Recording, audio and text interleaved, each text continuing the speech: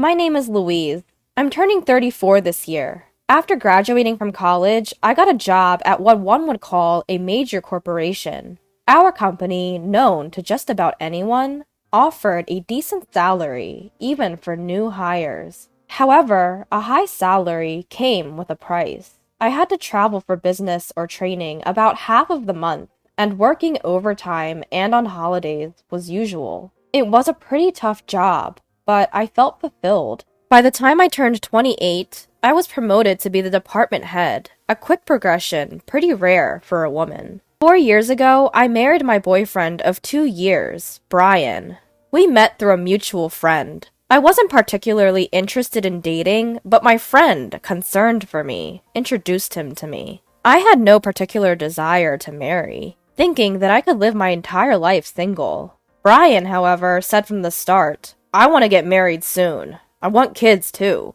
Raising them when we're older is going to be harder, right?" I didn't want children, and I found the thought of getting married to be absurd when we hardly knew each other. Plus, I had just been promoted and couldn't think about getting married and pregnant. Even when Brian brought up the topic of marriage, I would gently reject it, saying, "You're rushing. We need to get to know each other better. Besides, with marriage, it's not going to be just about us." To this, Brian suggested, Okay. Then let's get married after dating for 2 years?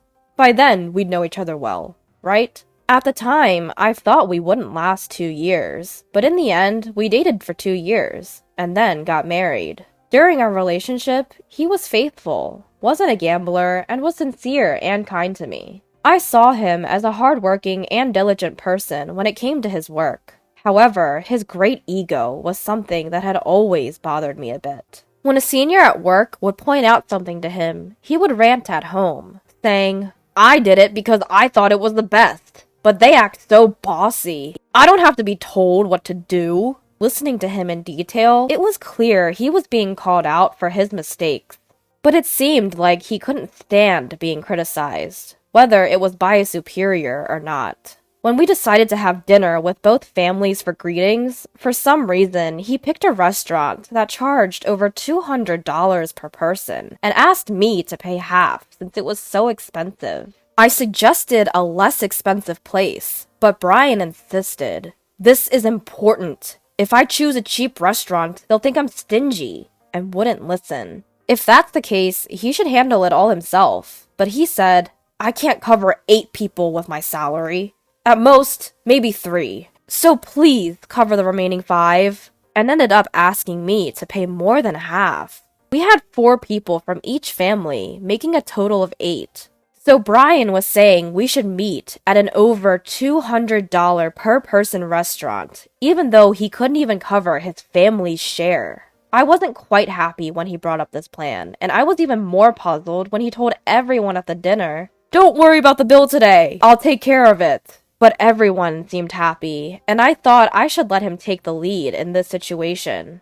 So I swallowed my words. Looking back, I think I might have made a mistake. I regret not calling off my marriage to Brian, a man so full of himself. Brian's attitude towards me changed completely after we got married. He began to talk to me in a condescending manner all the time. Before we got married, he knew I was busy with work and said he would help with household chores. However, after we got married, he started saying things like, "What would the neighbors think if they saw a man hanging out laundry? Besides, household chores are a woman's job, right? I'm out working hard, so let me relax at home." He never lifted a finger to help, no matter how busy I was. Does he really think people would be fazed by seeing a man putting out laundry? I was fed up with his domineering attitude, but I didn't mind doing the housework, so I could tolerate it. What ticked me off was the fact that Brian was giving money to his parents. Although Brian's parents were farmers, they seemed to be struggling to make ends meet. Seemed like they never made much in the past either. And now that they were nearing their 70s, farming was becoming more difficult. Because of this, they would frequently call Brian to send them some money. At first, I thought it couldn't be helped since they were struggling, but within 6 months of getting married, Brian started giving all his salary to his parents. Brian wouldn't contribute any money for our living expenses. I once told him, "This is so much! It's ridiculous to cover all the living expenses with my salary alone." But Brian replied, "How can you say such a thing when my family is in trouble? They're your family too. Besides, you make more money than I do, so you should be able to live just fine," and wouldn't listen to me. On the phone with his parents, Brian always said, "It's fine, I'm taking care of it with my salary. I won't let her say anything about it." It was as if he was only sending part of his salary. But in fact, he was giving all of his salary to his parents. He had no money left for himself and started asking me for pocket money, saying, "Can you give me about $200? I won't even be able to afford lunch at this rate." I finally decided I couldn't continue living this way and suggested, "Let's decide on a monthly limit for the amount we send to your parents. Please find a way to cover your lunch expenses on your own." But Brian would always say, "Got it, we'll do that." But he kept sending all his monthly salary to his parents. That was the one thing I couldn't stand, no matter what. One day, I had to be away from home for about 2 weeks for a business trip. From Brian, I got a, "What? 2 weeks?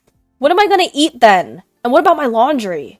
Even though he knew I had a job that required frequent travel. When I, annoyed at his childishness, said, "Figure it out yourself. You're a grown man. If you can't, why don't you go home while I'm away? You'll eat good there, right?" Brian reluctantly agreed.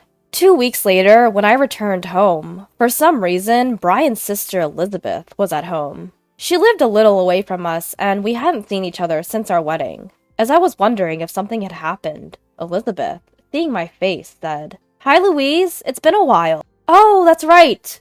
The money. It was a lifesaver. Thank you so much." With a beaming smile, saying things that made no sense to me. Without even having the time to put away my luggage, I asked Elizabeth, "Money? What are you talking about?" Then Elizabeth, without any hesitation, said, "Huh? Brian said that since you have some savings, he'd provide for my startup capital. He told me not to worry because that's at least $1 million. I didn't understand at all. At that moment, Brian entered the room holding my passbook and SIL. As soon as Brian saw my face, he said, "Oh, welcome back. Good timing. I'm going to give your savings to Elizabeth. You know Elizabeth. She's a nail artist, right? She's always wanted her own shop. It seems like she's been saving her own money, but she's about $1 million short. I remember that the savings you've had since you were single is exactly $1 million, so I told her to come get it." He then handed the passbook and SIL to Elizabeth, saying with a smile, "You're lucky. This will make your dream come true. Be grateful, okay?" I couldn't hold back any more and snapped, "What are you talking about? That's my money. Why are you deciding that on your own? I mean, I could understand if you said you'd lend it. We'd need a promissory note and a promise to pay back a certain amount each month, right? Without doing any of that, what do you mean you're going to give away someone else's savings?" I then took the passbook and SIL back from Elizabeth. Brian looked at me and said, "What? We're family, aren't we? It's ridiculous to write a promissory note for family members. Besides, we're not lending this. We're giving it. You don't even have a hobby because you're always working, right? It's a waste to just hold on to money. Elizabeth has a dream. Isn't it more meaningful to use it to make that dream come true?" And then he glared at me. Upon hearing Brian's words, I understood he was someone I couldn't communicate with. Just when I thought it was a waste of time to continue the conversation, Brian said, "This money is too good for you, so I'm giving it to Elizabeth. You'd only waste it. You can just work and save up again. Understand? If you still want to argue, we'll get divorced." Seeing this as an opportunity, an idea sparked my mind. I quickly responded, "All right, let's get a divorce. I'll write up the divorce papers and send them to you. I'll come pick up my things soon. Until the divorce is finalized, I'll stay at a hotel. Bye for now." And with that, I grabbed my luggage from a business trip and left the house swiftly. Brian was stunned by my sudden decision, but after a while, he sent multiple texts, saying things like, "You can still come back if you apologize now," and "Elizabeth says she'll forgive you for what happened today, as long as you give her the money. So stop being stubborn and come back." I ignored all his texts. Who does he think he is? The next day, I went to the city hall and mailed the signed divorce papers back home. Even then, he kept texting me, saying things like, "Are you really sure about this? I'm going to submit the divorce papers, okay?" I only responded with, "Please submit them as soon as possible," and ignored all the other texts. The divorce with Brian was finalized sooner than I thought. A week after the divorce was finalized, I timed it with when Brian was at work and moved my things to my new house. When Brian texted me about submitting the divorce papers, he had said, "I feel great being able to divorce an ugly woman like you. We are strangers now. Make sure you divide our property properly since we're divorced." So, I didn't take most of the furniture and appliances. At the same time, I deposited half of the small savings I had accumulated during our marriage into his bank account and left it there. That night, I got multiple calls from Brian. At first, I ignored them, thinking, here we go. But after a while, I started getting calls from Elizabeth, too. Finally, I picked up the damn phone, and Brian immediately yelled, "Hey, what happened to our property division? This is ridiculous. There's only $800 in this account." Well, I was thinking to myself, it's exactly as I expected. I told Brian, "See, I did split the property. We originally had $1,600 in our joint account, right? I left you with half of it, so $800. And all the furniture and appliances were purchased after our marriage, so I left them all behind. That's a fair property division too, isn't it?" Just to make it clear, I got less than you. But Brian was not convinced. He said, "What are you talking about? You're supposed to have $1 million in your savings, right? So half of that, $500,000, should be mine, right? Plus, you have an inheritance from your grandpa died, right? That inheritance should be half mine too." I was flabbergasted and couldn't help but laugh. I saw this coming. Otherwise, I don't think Brian would have agreed to file for divorce so easily. I managed to hold back my laughter and explained, "Listen, Brian, division of property refers to the division of marital assets. My savings from when I was single and the inheritance I received do not fall under marital assets. I don't know who you heard about property division from, but I consulted a lawyer and split our marital assets properly. The money we saved after getting married was actually all earned by me. You never contributed to our household expenses, remember? Be grateful that I even divided that." Brian said, "You're lying! There's no way that's true! You can't fool me! Hand it over properly, or I'll sue you!" He desperately yelled with a shaky voice, but I calmly told him, "Go ahead. If you can sue me, then do it. I haven't deceived you in any way. Plus, I've done the property division fairly. I'm not afraid of being sued." Upon hearing this, Brian flusteredly said, "Wait! Let's forget about the divorce. I was wrong. Come back to me." He completely backpedaled and asked for reconciliation. I replied, "What are you talking about? The divorce has already been finalized, and I have absolutely no intention of going back. This is not a joke." And then I added, "Since this is the end, let me tell you, if you plan on continuing to live there, you have to pay the rent yourself. The rent is about $1,800 a month. You probably didn't know because you've never paid for it." When I said this, Brian replied in a weak voice, "There's no way I can afford that." If he can't pay, then he just has to leave. That's none of my business anymore. After that, it seems that Brian went back to his parents' house because he couldn't afford the rent. Unable to come up with the moving expenses, Brian sold the furniture and appliances I left behind for moving expenses.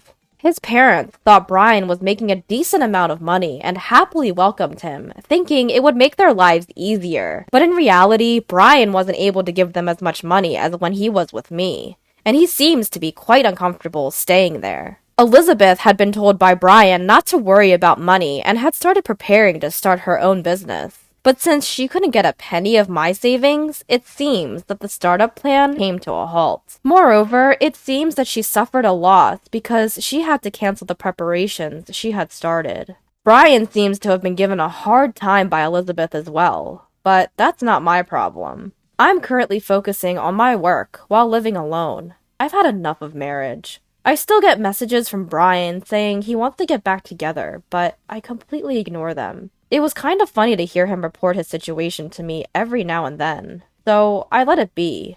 But I'm planning to block him soon.